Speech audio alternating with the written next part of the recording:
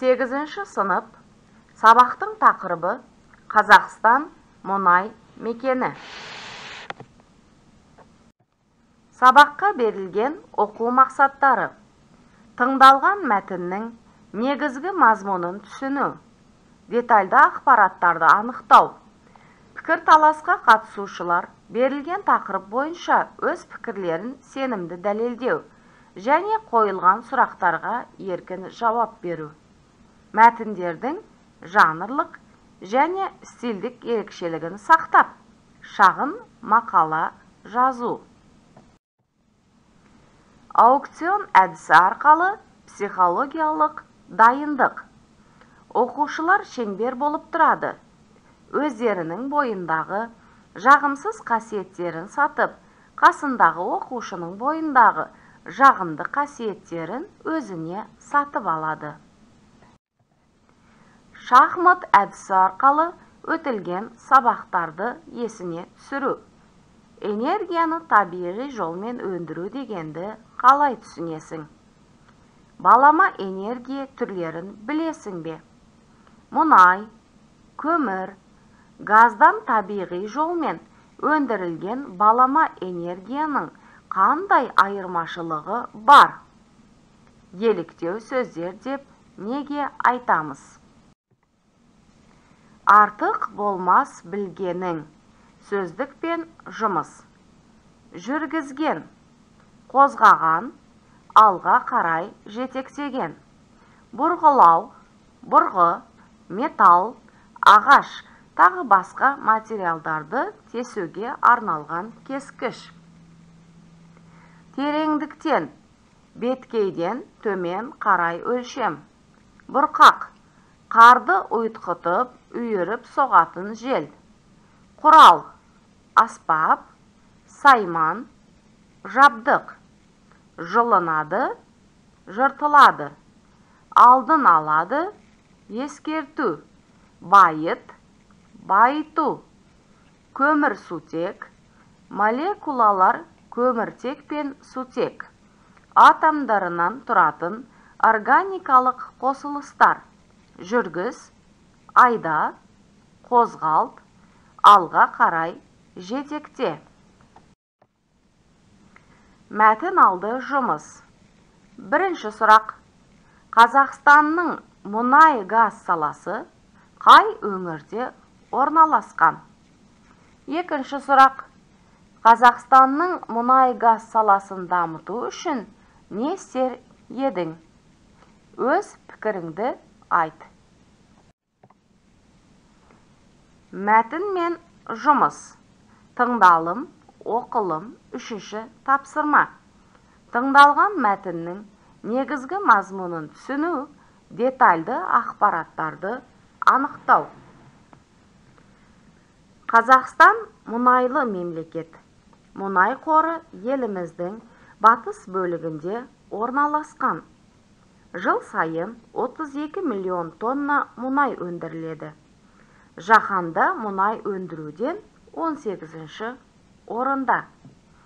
Қазақстанда мұнай құбырын 10 мың шақырымға дейін жүргізген. Мұнай өндіретін 32 станция жұмыс істейді.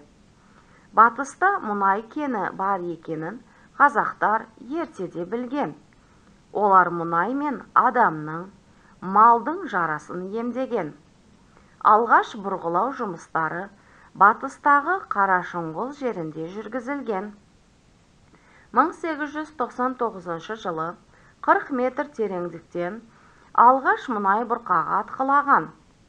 Осы кезден бастап, ұлы дала елінде мұнай өндірісі басталды. Ал Доссорда 1911 жылы 226 метр тереңдіктен мұнай бұрқағы атқылаған. Осы жерде Қазақстандағы алғаш мұнай өндіру өнеркәсібі басталды. 1985 жылды Атырау облысы Құлсары қаласында тосын оқиға болды. Нөмір 37-ші ұңғымада қатты қысымнан мұнай өндіретін құралдың бір бөлігі жылынады. Ауаға мұнай мен бірге улы газ атқылаған. өрт болып, отты бұрқақ 40-50 метрге көтерілген. Жердегі өртті орбитадан ғарышкерлер де көрген. Қыс мезгілінде өрттен бірнеше километр жер жылынады. Жерге шөп шыққан. Бұл өртті бір жылдан кейін әрең сөндірген. Қазір мамандар мұндай экологиялық апаттың алдын алады. Есте сақтаңыздар.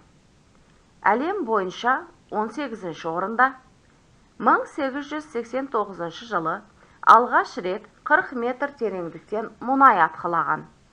Доссорда 1911 жылы 226 метр тереңдіктен мұнай бұрқағы атқылаған.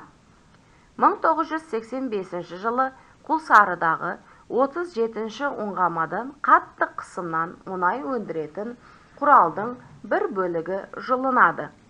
Жыл сайын 32 миллион тонна мұнай өндіріледі. Қазақстанда мұнай құбыры 10 мың шақырымға дейін жүргізілген. Мұнай өндіретін 32 стансы жұмыс істейді. Жаңа білімді пысықтау. Суреттердің атауларын тап және еліктеу сөздерді қатыстырып, сөйлем құрастырыңдар. Керекті сөздер: мұнай, улы газ, мұнайшы, атқылаған бұрғақ, бұрғылау, мұнай өндіру, құбыр. Еліктеу сөздер: бұрқ, шаң-шұң, жарқ, жұрқ. Тапсырмаға берілген дескриптор мәтін мазмұнын түсінеді, атауларды дұрыс табады, жаңа сөздерді мағынасын түсініп, орынды қолданады. Еліктеу сөздерді қатыстырып, мәтін мазмұны бойынша сөйлем құрастырады. Поэзия минуты. Оқушылар бірінен соң бірі бір шумақ өлеңді жатқа айтады. Мәтін соңы жұмыс. Берілген мәтіндердің стилін және жанрын анықтаймыз. Екі топқа берілген екі мәтіндің оқушылар стилі мен жанрын анықтап айтады. Кері байланыс. Сабақтан алған біліммен жай ғана қайтып кету емес, өз-өзіне есеп беру, салыстыру, өз пікірін білдіру, ұсыныс айту, бағалау, алған білімін саралау. Сабақ аяқталды. Үйге тапсырма 9-шы тапсырма. Назарларыңыз үшін рахмет.